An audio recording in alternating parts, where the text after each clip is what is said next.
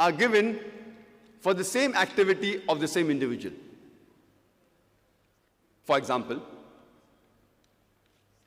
more than 60 years back,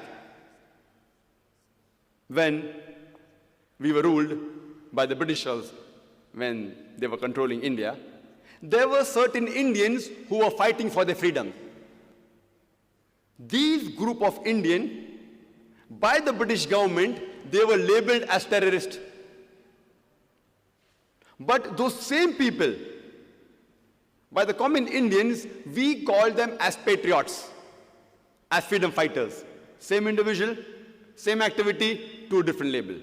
One group is calling them a terrorist, the other group is calling them freedom fighters, patriots. Same individual, same activity, two different labels. Therefore, before you give a label, you have to try and find out what is the reason that the person is giving the label.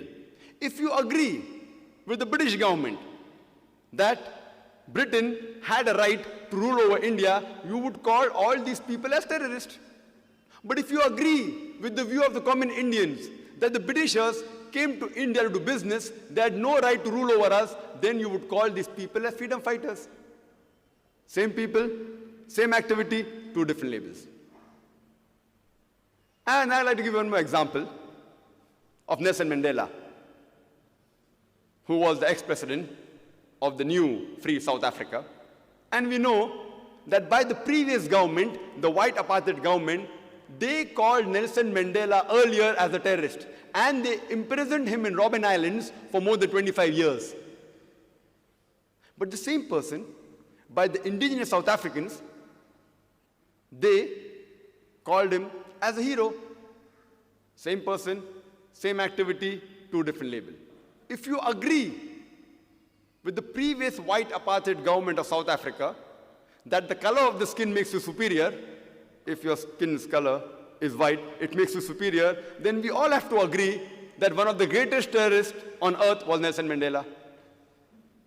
But if you agree with the view of the South Africans, the original inhabitants of South Africa, that the color of the skin does not make you superior, or same as is mentioned in the Quran, in Surah Hujurat, chapter 49, verse number 13, it says, Ya ayyuhan nasu inna khalaqnakum min zakrin wa unsa wa ja'alnakum shu'uban wa qaba'ila lita'arafu inna akramakum indallahi atqakum inna Allah alimun kabir. O humankind, we have created you from a single pair of male and female and have divided you into nations and tribes so that you shall recognize each other, not that you shall despise each other. And the most honored in the sight of Almighty God is the person who has taqwa. The criteria for judgment in the sight of Almighty God is not color of the skin, it's not sex, it's not wealth, but it is taqwa, it is righteousness, it is piety, it is God consciousness. So if we agree with the view of the Quran, and as our beloved Prophet Muhammad said, he said in the farewell pilgrimage, in the Hajjatul Wada, he said that no Arab is superior to a non-Arab.